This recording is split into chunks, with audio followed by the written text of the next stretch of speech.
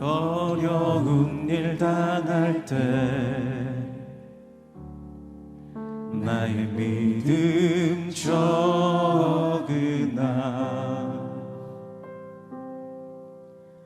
의지하는 내 주를 더욱 의지합니다.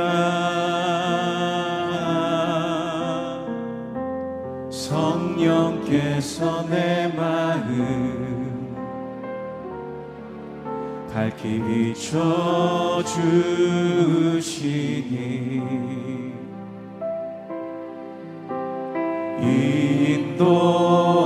인도하심 따라서 주만 의지합니다. 세월이 지나갈수록 의지할 것은 예수뿐일세.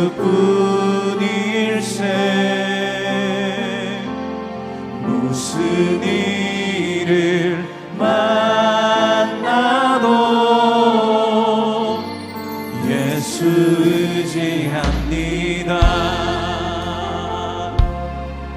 아멘.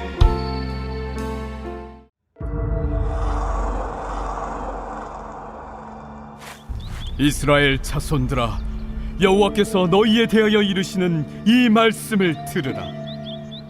애굽 땅에서 인도하여 올리신 모든 족속에 대하여 이르시기를, 내가 땅의 모든 족속 가운데 너희만을 알았나니, 그러므로 내가 너희 모든 죄악을 너희에게 보응하리라 하셨나니, 두 사람의 뜻이 같지 않은데 어찌 동행하겠으며, 사자가 움킨 것이 없는데 어찌 수풀에서 부르짖겠으며, 젊은 사자가 잡은 것이 없는데 어찌 굴에서 소리를 내겠느냐. 덫을 땅에 놓지 않았는데 새가 어찌 거기 치이겠으며, 잡힌 것이 없는데 덫이 어찌 땅에서 튀겠느냐. 성읍에서 나팔이 울리는데 백성이 어찌 두려워하지 아니하겠으며, 여호와의 행하심이 없는데 재앙이 어찌 성읍에 임하겠느냐. 주 여호와께서는 자기의 비밀을 그 종 선지자들에게 보이지 아니하시고는 결코 행하심이 없으시리라. 사자가 부르짖은즉 누가 두려워하지 아니하겠느냐. 주 여호와께서 말씀하신즉 누가 예언하지 아니하겠느냐. 오늘 하루도 새벽을 깨우며 시작하는 성도님들, 은혜로운 하루가 되기를 기도합니다. 여러분들은 나라는 존재를 다른 사람들에게 소개할 때 어떻게 소개합니까? 보통 어디 출신으로 많이 소개합니다. 특히 우리가 취업을 하거나 이직을 할 때 이력서를 쓰는데, 이력서에 꼭 들어가야 할 내용은 학교를 어디 나오고 어떤 일을 했는지 적게 되어 있고, 어떤 자격증을 가지고 있는지를 쓰게 되어 있습니다. 요즘은 자소서도 쓰고 있는데 성장 배경과 그동안 자기가 어떻게 살아왔는지를 자세히 적게 되어 있습니다. 이러한 내용들은 객관적인 자료들을 나열해 놓았기 때문에 그 사람에 대한 정보는 될 수 있습니다. 그러나 이러한 정보들이 그 사람에 대해 다 안다고는 할 수 없습니다. 그것처럼 우리는 보통 어떤 사람에 대해 그가 어떤 사람인지 물을 때 이력서와 같은 내용으로 어디 출신이고 무엇을 했는지 물어보게 되는데, 그 사람에 대해 좀 더 정확하게 알려면 그 사람이 어떤 생각을 하고 어떤 가치관을 가지고 있고 어디로 향하고 가고 있는지 방향성을 물어봐야 하는 것입니다. 그것이 바로 그 사람의 정체성인 것입니다. 오늘 본문을 보면 자신의 정체성을 망각한 이스라엘 백성들을 향한 심판의 메시지입니다. 자신들이 어디를 향하고 가고 있는지 방향을 잃은 그들에게 하나님의 엄중한 심판 메시지입니다. 첫 문장에 들어라 하는 말씀은 법정에서 피고인들에게 당신이 무슨 죄를 지었는지 나열해 보겠소 하는 것과 같습니다. 하나님은 이스라엘을 심판하시기 위해 먼저 이렇게 말씀하십니다. 2절 말씀에 보면 내가 땅의 모든 족속 가운데 너희만 알았나니, 여기서 알다라는 단어가 나오는데, 알다라는 것은 앞에 우리가 취업하기 위해 쓴 이력서, 다시 말해 그 사람에 대한 일련의 정보를 안다라고 하는 뜻이 아닙니다. 히브리어의 알다라는 단어는 부부가 서로 관계를 맺어서 아는 진정으로 깊은 관계를 말하는 것입니다. 하나님이 이스라엘 백성들에게 너희만 알았다라는 것은 많은 민족들 중에 너희를 택하였다라는 뜻도 되지만 특별하고 친밀한 관계를 뜻합니다. 그럼 이스라엘과 하나님은 어떤 친밀한 관계가 있었을까요? 먼저 이스라엘과 하나님과의 관계를 보겠습니다. 1절에 보면 이스라엘 자손들아 여호와께서 너희에 대하여 이르시는 말씀을 들으라. 애굽 땅에서 인도하여 올리신 모든 족속에 대하여 이르시기를 너희를 애굽 땅에서 인도하여 올렸다라고 하십니다. 땅의 모든 족속은 하는 말 속에는 하나님께서 아브라함을 부르셔서 주신 약속이 생각납니다. 출애굽 사건과 하나님께서 아브라함과 맺으신 언약은 이스라엘과 하나님의 특별한 관계를 강조합니다. 뿐만 아니라 하나님께서는 온 세상의 모든 나라 중에서 오직 이스라엘만 알았다고 회고하십니다. 여호와께서는 그들을 위해 길이 없는 홍해에 길을 내셨고 황무지에서 마실 물과 먹을 것을 주셨습니다. 찌는 듯한 더위에 백성들을 보호하기 위해 낮에는 구름 기둥으로, 기온이 뚝 떨어지는 밤에는 추위로부터 그들을 보호하기 위해 불 기둥으로 함께 하시며 보호하시고 인도하셨습니다. 이스라엘과의 관계는 그 어떤 나라보다 더 친밀하고 특별한 사랑을 받았던 것입니다. 그런데 택함받은 이스라엘은 어떻게 살았습니까? 그들은 여호와 하나님과의 관계에서 특별히 그들만을 택해 주신 것에 대해 선민사상과 우월사상만 있었지 택하신 주님의 뜻대로 살지 못했습니다. 그분의 구원의 은혜와 보살핌의 자비에 합당한 삶을 살아야 합니다. 모세를 처음 부르실 때 여호와 하나님은 내 땅에서 거룩한 땅에서 신을 벗으라고 했습니다. 그 이유는 무엇입니까? 너가 걸어왔던 모든 길, 너가 경험했던 모든 것, 너가 행했던 지금까지의 모든 것을 내려놓는 것입니다. 즉 내가 걸어왔던 이력들을 내려놓고 이제는 내가 명령한 모든 것을 지켜 행하고 이제 나의 뜻을 따라 이스라엘 백성들을 이끌 지도자로 세우셨던 것입니다. 이와 마찬가지로 이스라엘은 하나님의 땅의 족속 중에서 너희만 알았다는 것은 너희는 특별히 내가 택하였으니 너는 나의 명령을 행하고 이 땅의 모든 족속들 가운데 서서 제사장 나라가 되어 다른 나라를 주께로 인도하라는 사명을 주셨는데 그들은 그 사명을 감당하기는커녕 주님을 배반하고 자신들의 욕심과 자신들의 뜻만을 따라 살았던 것입니다. 사랑했던 만큼 배반감이 더 컸던 것입니다. 이로 인해 선지자는 너희에게 합당한 심판이 있으리라 라고 예언하고 있는 것입니다. 그러면 두 번째, 심판하기에 합당한 이유들이 무엇일까요? 3절에서 보면 심판하기에 합당한 이유들을 들면서 이스라엘 향해 질문을 던지고 있습니다. 이 질문을 받은 사람이라면 누구나 그렇다고 대답할 수밖에 없는 내용들인데 원인과 결과라는 구도를 반대로 사용하고요.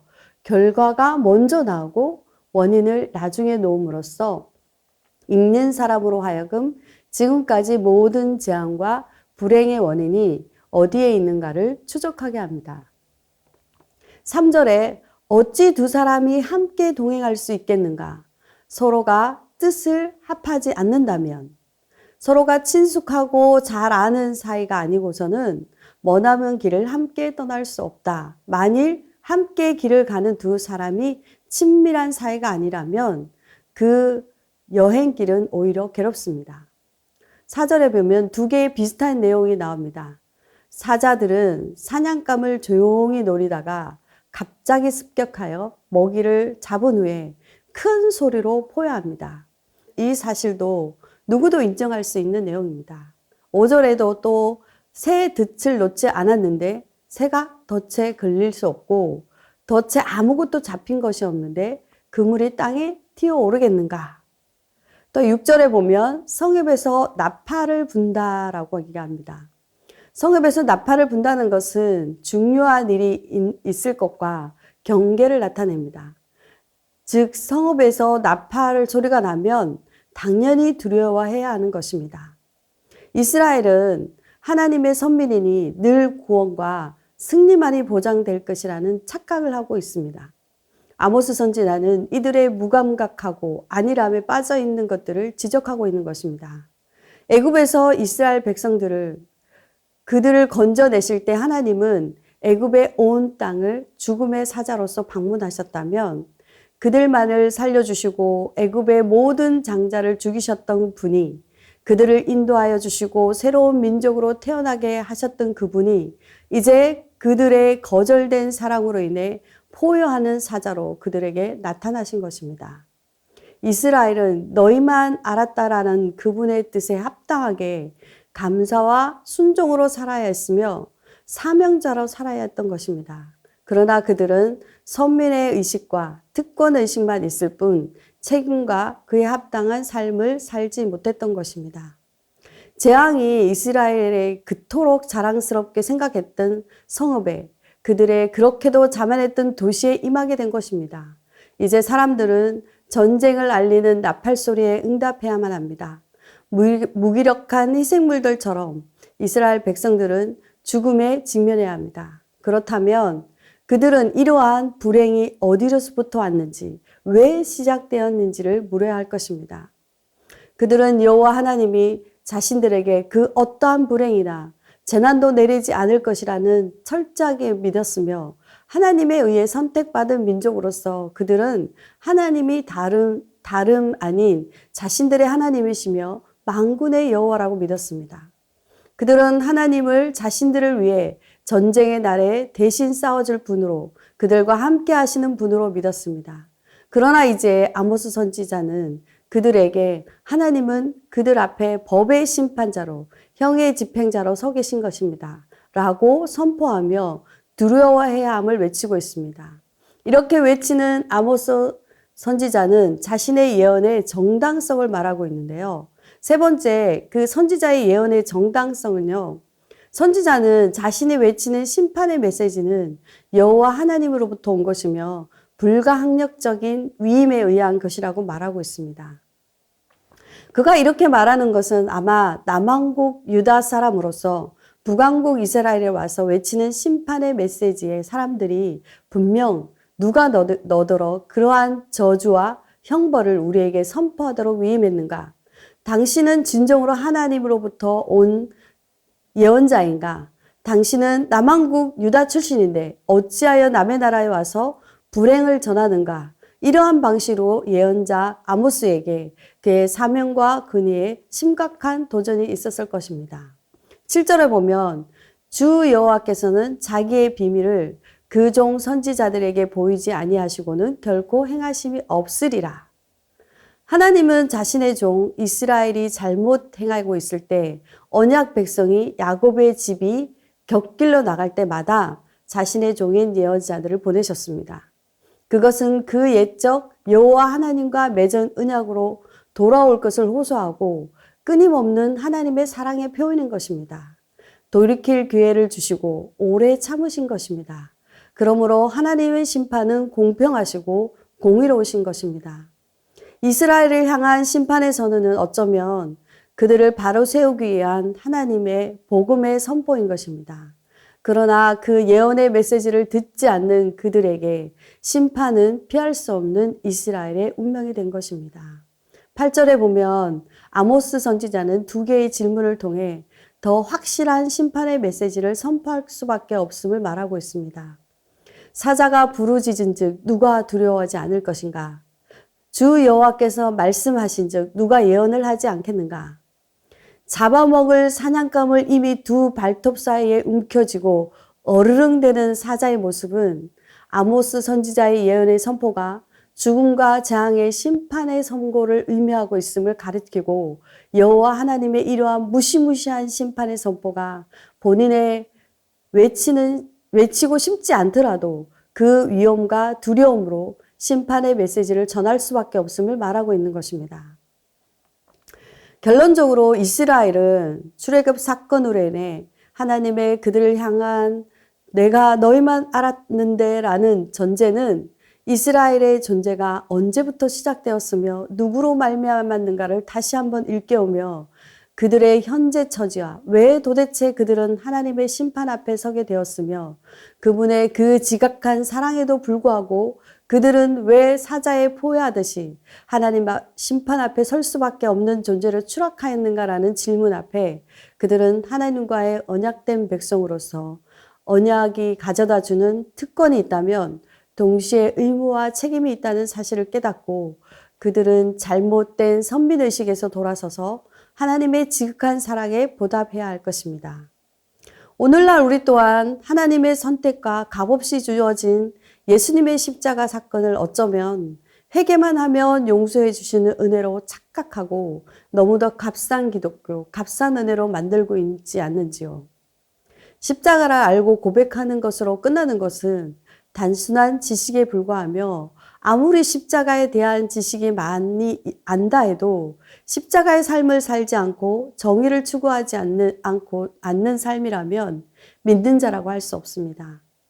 예수님은 그분을 따르는 자들이 누구든지 자기 십자가를 지고 나를 따르지 않는 자는 능히 내 제자가 되지 못하리라 말씀하셨는데 우리는 과연 그 십자가를 따르는 삶을 실천하고 있는가? 아무리 예수님을 따른다고 수천 수백 번을 고백해도 그가 주일 예배를 잘 드리고 아무리 헌금을 많이 하고 섬김을 많이 한다 해도 하나님의 말씀을 가볍게 여기거나 말씀대로 살지 않는다면 어찌 믿음의 사람이라 할 수 있겠습니까?